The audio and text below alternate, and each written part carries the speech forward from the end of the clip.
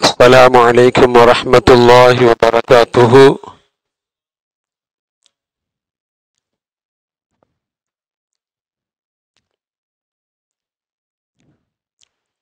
الحمد لله الذي أحسن تدبير الكائنات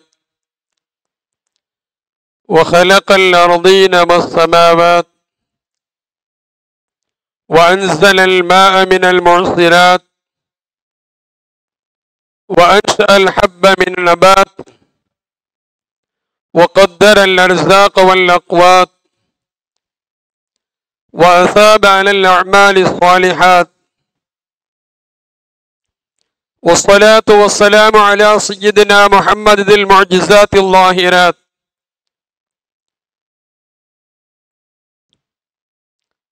قال الله تعالى في القرآن العظيم: أعوذ بالله من الشيطان الرجيم. بسم الله الرحمن الرحيم.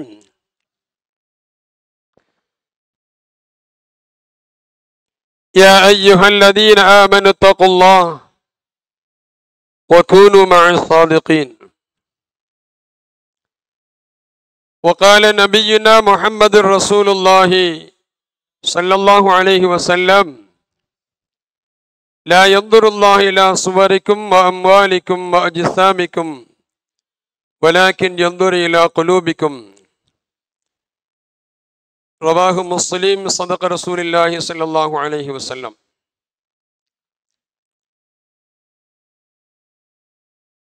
சங்கைக்கும் மிகுந்த மேன்மைக்கு முறித்தான இந்த மஜ்லிஸிற்கு தலைமை பொறுப்பை ஏற்று நடாத்தி கொண்டிருக்கும் தகுதிமிக்க தலைவர் அவர்களே, தொகுப்பாளராக தொகுத்து கொண்டிருக்கக்கூடிய ஹாஜியார் அவர்களே, பெரியவர்களே, தாய்மார்களே, சகோதரர்களே, சகோதரிகளே, இளம் சிறார்களே, சிறுமியர்களே, அதிலும் குறிப்பாக 100 மாதங்கள் நிரம்பிய இந்த பாக்கியமான நிகழ்வை ஒவ்வொரு மாதமும் ஈடுபடாமல் சிறந்த முறையில் நாமாற்றல் உடையவர்களை, பேச்சுத்திறன் உடையவர்களை அழைத்து மக்கள் பயன்பெற வேண்டும் என்ற அடிப்படையில்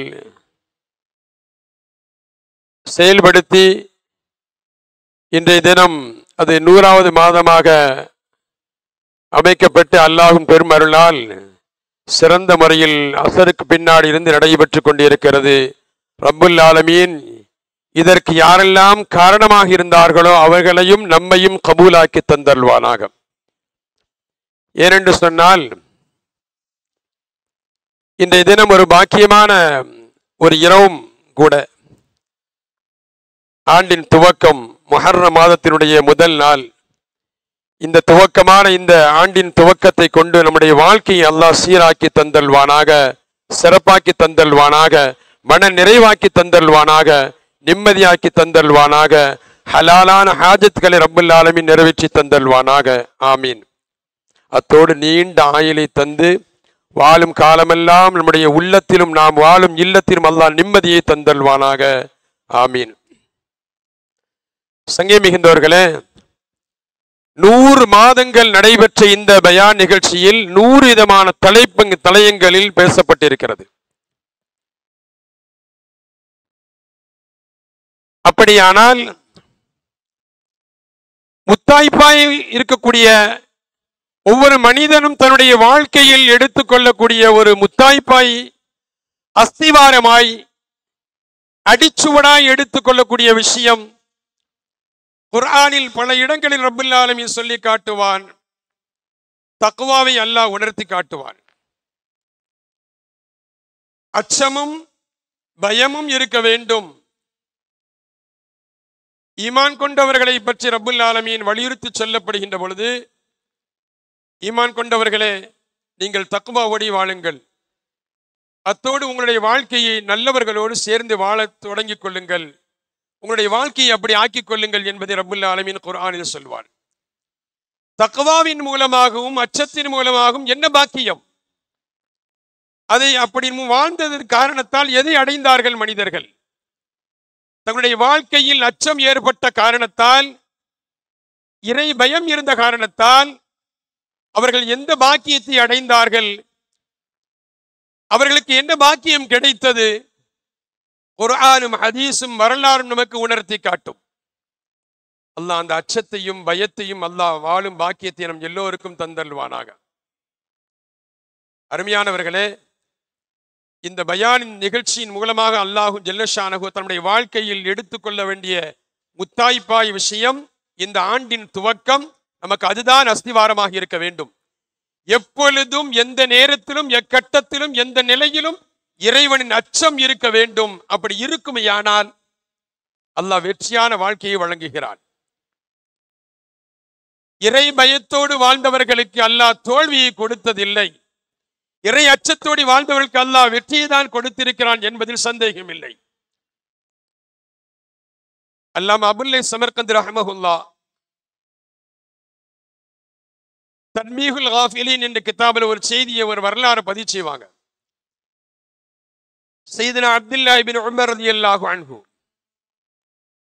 எங்கோ ஒரு பயணத்திற்கு போயிட்டு அவர்கள் திரும்பி வருகிறார்கள். மதீனாவை நோக்கி மீண்டும் செல்கிறார்கள். செல்லக்கூடிய சையதுனா அப்துல்லா இப்னு உமர் ரலியல்லாஹு அவர்கள் மாத்திரமல்ல, அவர்களோடு சேர்ந்த சில நண்பர்களும் வரக்கூடியவர்கள் ஒரு இடத்தில், மதீனாவுக்கு முன்பகுதியில் ஒரு இடத்தில், ஒரு மிக பெரும் ஒரு காட்டு பகுதியில் உச்சி நேரம், மதிய நேரம், சாப்பிடுவதற்கு தயாரான நேரம். அந்த தருணத்தில் ஒரு இடத்தில் அமர்ந்து எல்லோரும் சாப்பிடுவதற்காக அமர்கிறார்கள்.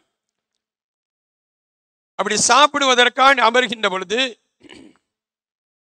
அப்துல்லா இப்னு உமர் ரலியல்லாஹு அன்ஹு அவர்கள் சுற்றுமுற்றும் பார்க்கிறார்கள். ஆடுகள் மேய்ந்து கொண்டிருக்கிறது. அப்படியானால் தோழர்களிடத்தில் சொன்னார்கள், ஆடுகள் மேய்ந்து கொண்டிருக்கிறது, ஆடு மேய்ப்பாளர் இல்லாமல் ஆடுகள் மேயாது. இன்னும் சுற்று பார்க்கின்ற பொழுது கொஞ்சம் தூரத்தில் ஒரு குலாம் ஒருத்தர் நின்று கொண்டிருக்கிறார். அப்போ அப்துல்லா இப்னு உமர் ரலியல்லாஹு அன்ஹு அவங்க அவரை கூப்பிடுறாங்க, வாங்க மண் கூப்பிடுறாங்க. கூப்பிட்ட உடனே உமர் ரலியல்லாஹு அப்துல்லா இப்னு உமர் ரலியல்லாஹு சொன்னாங்க, நாங்க சாப்பிட போறோம், வாங்க சேர்ந்து உட்கார்ந்து சாப்பிடுமா சொன்னாங்க.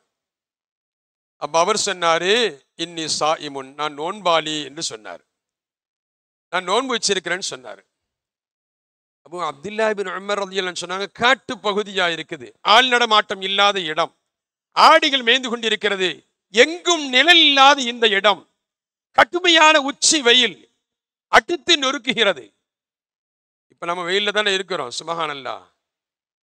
கொஞ்சம் காத்தடிச்சா அல்ஹம்துலில்லாஹ்னு சொல்றோம், சரியான வெயில்.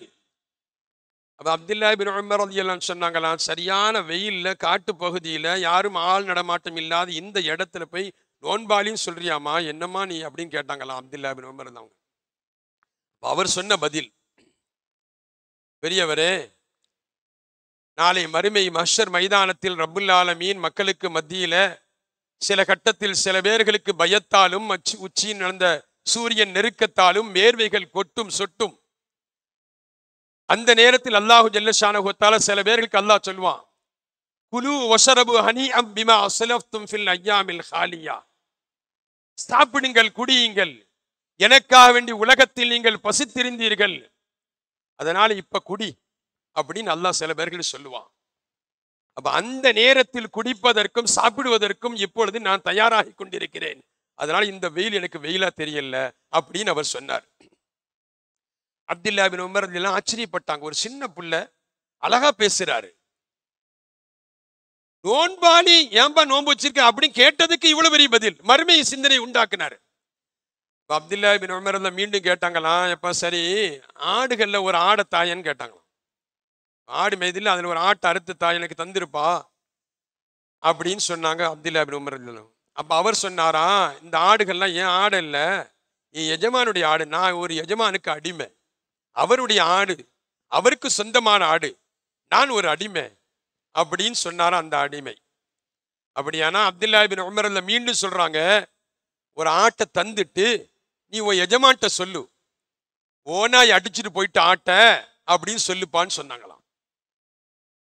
அப்துல்லா இப்னு உமர் ரலியல்லாஹு அன்ஹு மிக பெரும் ஒரு சஹாபி. அண்ணல் பெருமானின் வாழ்த்தை பெற்றவர்கள். வாழ்க்கையினுடைய வாழ்வை முழுக்க ஒரு நாள் கூட தஹஜ்ஜத்தை விடாதவர்கள். கனவு காண வேண்டும் என்று ஒவ்வொரு நாளும் ஆசைப்பட்டு இருந்தவர்கள் அப்துல்லா இப்னு உமர் ரலியல்லாஹு அன்ஹு.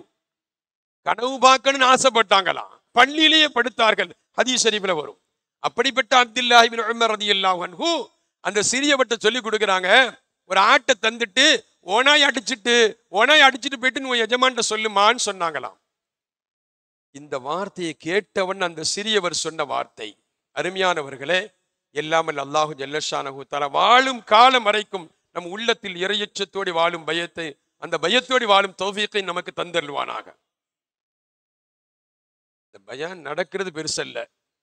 இதன் மூலமாக படிப்பினை என்ன, இதன் மூலமாக அறிவுரை என்ன பேசப்பட்டுச்சு, எதை சொல்லப்பட்டுச்சு. இன்றைய மதியானம் ஒருவர் ஒரு செய்தியை சொன்னார். ஆச்சரியத்திற்கும் மிக பெரும் ஆச்சரியம். கல்யாண வீட்டுக்கு சாப்பிட போயிருந்தோம். அப்ப சொன்னார், ஹஸ்ரத், ஒரு நேரத்தில் நீங்க ஒரு கட்டத்துல ஒரு விஷயத்தை சொன்னீங்க, அந்த விஷயம் எப்ப பார்த்தாலும் அந்த ஞாபகம் வருதுன்னு சொன்னார். என்னன்னு சொன்னா, செருப்பு போடும் போது சுன்னத்தை பின்பற்றணும் அப்படின்னு சொல்லிட்டு வந்த ஒரு கட்டத்துல ஒரு பேச்சில் ஒரு பயான்ல சொன்னோம். அந்த செருப்பு போடும் போதெல்லாம் எனக்கு வலது காலம் ஞாபகம் வருது ஹஸ்ரத், அந்த சுன்னத்தில் ஞாபகம் வரும்னு சொன்னார். அல்லாஹ் தஆலா அவருக்கு நீண்ட ஆயுளை கொடுத்தருள்வானாக. ஒரு காரியம் சொல்லும் போது அந்த ஞாபகம் வரும்போது அது எல்லாத்துக்கும் நன்மையே கிடைக்கும். அப்துல்லா இப்னு உமர் ரலியல்லாஹு அன்ஹு அவங்க ஆட்டை கொடுத்துட்டு ஓனாய் அடிச்சுட்டுன்னு சொன்ன பொழுது அந்த சிறியவர் சொன்னாரா, பெரியவரே, ஆட்டை கொடுத்துட்டு ஓட்டாய் அடிச்சுட்டுன்னு சொல்லி என் எஜமான்ட்ட சொல்ல சொல்றீங்கல்ல, அப்படியானால் என் எஜமானுடைய கண்களை மறைத்து விடலாம், அவருக்கு வேண்டுமானால் தெரியாமல் இருக்கலாம். ஆனால் அல்லாஹ் எங்க? அல்லாஹ்வுக்கு தெரியாதா? அவன் கண்களை மறைக்க முடியுமா? அவனுக்கு யாராவது கண்களை மறைக்க முடியுமா? அவனுக்கு தெரியாமல் இருக்குமா? அவனுக்கு எப்படி தெரியாமல் இருக்கும்? இப்படி சொல்கிறீர்களே பெரியவரை என்று அந்த சிறியவர் சொன்னார். அல்லாஹ்வுக்கு தெரியாதா? அல்லாஹ்வை ஏமாத்த முடியுமா? அல்லாஹ்வுடைய கண்களை மறைக்க முடியுமா என்பது போன்று உண்டான, அதாவது ஆழமான கருத்துள்ள ஒரு வார்த்தையின் மூலமாக அப்துல்லா இப்னு உமர் ரலியல்லாஹு அவங்களுக்கு சொன்னாங்களா, ஐன் அல்லாஹ், அல்லாஹ் எங்கே? அல்லாஹ் பார்த்துட்டு இருக்கான் இல்லையா அப்படின்னு அல்லாஹ்வின் ஞாபகத்தை அப்துல்லா இப்னு உமர் ரலியல்லாஹு அன்ஹு அவர்களுக்கு சொன்னவுடன் அப்துல்லா இப்னு உமர் ரலியல்லாஹு அன்ஹு ஆடிட்டாங்களாம். சின்ன புள்ளன்னு நினைச்சோம். நோன்பாலின்னு சொன்னாரு. எதுக்குப்பா நோன்பு வச்சிருக்கிறாய் அப்படின்னு கேட்டோம். அதுக்கும் காரணம் சொன்னாரு. ஆட்டை கேட்டோம். ஆடு தனக்கு சொந்தமில்லை என்று சொன்னார். சொந்தமில்லை என்று சொன்னால் எஜமான் தனப்பா இப்படி சொல்லிப்பான்னு சொன்னோம். இப்படியெல்லாம் தாண்டி தன்னுடைய வார்த்தையை பயன்படுத்தியவர், அல்லாஹ் இருக்கிறான் அல்லவா, அல்லாஹ் பார்க்க மாட்டானா, அல்லாஹுக்கு தெரியாதா, அவன் கண்களை மறைக்க முடியுமா, அவன் கண்களை எப்படி மறைக்க முடியும் என்பது போன்றுண்டான வார்த்தையை சொன்ன பொழுது ஆடிவிட்டார்கள் அப்துல்லா இப்னு உமர் ரலியல்லாஹு அன்ஹு. வரலாறு எப்படி முடியும் தெரியுமா? சுப்ஹானல்லாஹ். அதற்கு பிறகு அந்த இடத்தை விட்டு மதீனா வரைக்கும் செல்கின்ற வரைக்கும் அவர்கள் சொன்ன வார்த்தை ஃபைனல்லாஹ், ஃபைனல்லாஹ். ஒரு சிறியவர் என் சிந்தனையை தட்டி எழுப்பினார். அல்லாஹ் எங்கே? அல்லாஹ் பார்க்க மாட்டானா? அல்லாஹ் பார்க்கவில்லையா? அவன் கண்களை மறைக்க முடியுமா என்ற அந்த சிறியவருடைய சொல்லை சொல்லிக்கொண்டே மதீனா வரைக்கும் சென்றார்கள். சையதுனா அப்துல்லா இப்னு உமர் ரலியல்லாஹு அன்ஹு ஃபைனல்லாஹ், ஃபைனல்லாஹ், ஃபைனல்லாஹ் என்று சொல்லிக்கொண்டே சென்ற அப்துல்லா இப்னு உமர் ரலியல்லாஹு அன்ஹு மதீனாவுக்கு சென்றவுடன் செய்த காரியம் என்ன தெரியுமா? விசாரித்து விட்டு வாருங்கள், அந்த அடிமை யாருக்கு சொந்தமானவர், அவருடைய எஜமானர் யார் என்பதை நீங்கள் அறிந்து வாருங்கள் என்று சொல்லி அனுப்பினார்கள். அப்துல்லா இப்னு உமர் ரலியல்லாஹு அன்ஹு ஆள் அனுப்பியவர்கள் இன்ன எஜமானின் அடிமைதான், இன்ன அடிமையினுடைய எஜமான இவர்தான் என்று சொல்லப்பட்டது. சங்கேமிக்கவர்களே, அருமையானவர்களே, அப்துல்லா இப்னு உமர் ரலியல்லாஹு பொற்காஸ்களோடு வந்து அந்த எஜமானரை சந்தித்து, உன் எஜமானனை அடிமையை உரிமை எடுப்பான்னு சொல்லி எவ்வளவுப்பா அப்படிங்கிற விலைக்கு கேட்டாங்களாம். விலை சொல்லப்பட்டது. விலைக்கு வாங்கியவர்கள் அப்துல்லா இப்னு உமர் ரலியல்லாஹு அன்ஹு வாங்கினார்கள். வாங்கியவுடன் கொஞ்ச நேரத்தில் அவர்கள் எத்தனை ஆடுகள் மேய்த்து கொண்டிருந்தார்கள் என்று கேட்கப்பட்டது. அந்த ஆடு மந்தைகளை சொல்லப்பட்டது. அப்துல்லா இப்னு உமர் ரலியல்லாஹு அன்ஹு அத்தனை ஆடுகளையும் வாங்கினார்கள். வாங்கிய பிறகு ஆட்டையும் வாங்கிய அந்த அடிமையையும் வாங்கிய வெளியே கொண்டு வந்த பிறகு அப்துல்லா இப்னு உமர் ரலியல்லாஹு அன்ஹு அந்த அடிமையை பார்த்து சொன்னார்களாம், யா குலாம், அந்த ஹுர்ருல் லிவஜிஹில்லாஹ், அல்லாஹ்விற்காண்டி உன்னை உரிமையிடுகிறேன் என்று சொன்னார்கள். ஒரு வார்த்தையின் காரணத்தால் உரிமையிடப்பட்டார். ஒரு வார்த்தையின் காரணத்தால், அல்லாஹ்வின் அச்சத்தால் அவர் பயந்த காரணத்தால் ஆட்டை அப்படி அறுத்து விட்டு அவரிடம் என் எஜமானிடத்தில் பொய் சொல்வதா? அல்லாஹ்வை நினைவுபடுத்திய காரணத்தால், ரப்பை நினைவுபடுத்திய காரணத்தால் அவர் உரிமையிடப்பட்டார் மாத்திரமல்ல, சுபஹானல்லாஹ். அடுத்த அப்துல்லாஹ் பின் உமர் ரலியல்லாஹு அன்ஹு அத்தனை ஆடுகளையும் அந்த அடிமையிடத்தில் சொன்னார்களாம், எப்பா இந்தா இத்தனை ஆடுகளும் உனக்குத்தான் சொந்தம், நீ உரிமையிடப்பட்டாய், நீ சுதந்திரமாக செல்லலாம், இந்த ஆடுகளுக்கு எல்லாம் நீ சொந்தக்காரன் என்று சையதுனா அப்துல்லாஹ் பின் உமர் ரலியல்லாஹு அன்ஹு சொன்னார்கள்.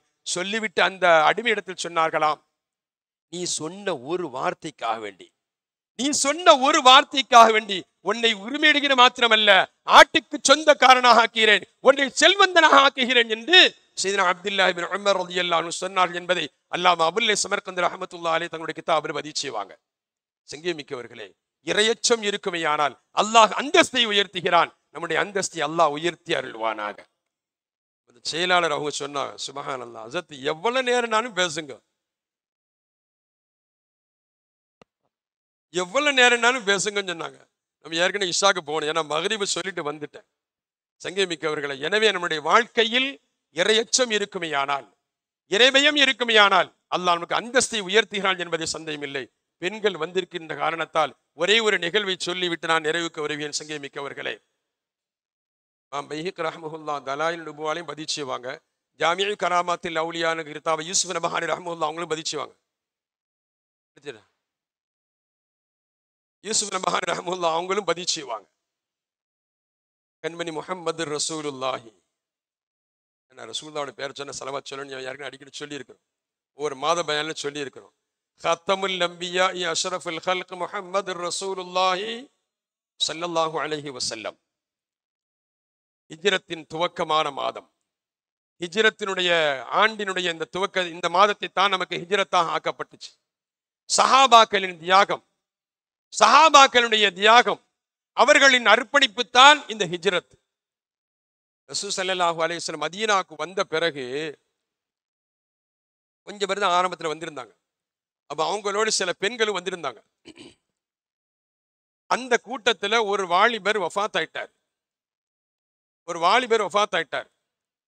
வஃபாத்தான செய்தியை ரசூல் ஸல்லல்லாஹு அலைஹி வஸல்லம் அவங்கள்ட்ட சொல்லப்படுது. யா ரசூலல்லாஹ், நம்மளோட ஹிஜ்ரத்து வந்த இந்த பெண்மனுடைய மகனார் வஃபாத் ஆயிட்டார் அப்படின்னு சொல்லப்படுது.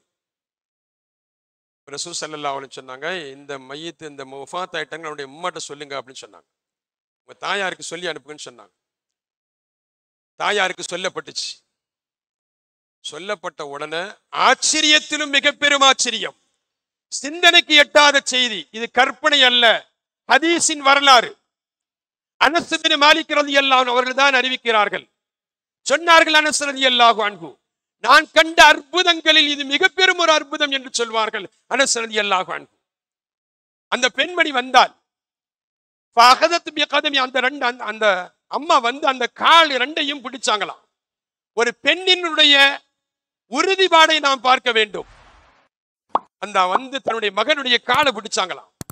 காலை பிடிச்சிட்டு ஒரு பெண்ணின் ஒரு உறுதியும், இறைவனோடு உள்ள முனாஜாத்தும், இறைவனோடு உள்ள ஒரு உரையாடலும். எனக்கு பின்னாடி அசத் இருக்கிறாங்க, 2 அசத் இருக்கிறாங்க இன்ஷா அல்லாஹ். அந்த உரையாடல் இருக்கிறது உயிர்விக்க செய்தது. ரப்போடு உரையாடுகிறார்கள். மாணவி வாழும் காலம், மாணவி பார்த்து கொண்டிருக்கும் காலம், சஹாபிகள் சுற்றி சூழ நின்று கொண்டிருக்கக்கூடிய நேரம். அந்த நேரத்தில் அந்த அம்மா தன் மகனின் காலை பிடித்து அல்லாஹ் ஓடி உரையாடுகிறார்கள். அல்லாஹும்ம இன்னி அஸ்லம்து லக தௌஆ, இறைவா, உன்னை ஆசைப்பட்டு நான் இஸ்லாமத்திற்கு வந்தேன், உனக்காக வேண்டி ஹிஜ்ரத்து செய்தேன், உனக்காக வேண்டி நான் சிறை வணக்கத்தை விட்டேன், உனக்காக வேண்டி என் குடும்பத்தை விட்டேன், உனக்காக வேண்டி என் ஊரை விட்டு நான் மாணவியோடு நான் ஹிஜ்ரத்துக்கு வந்தேன்.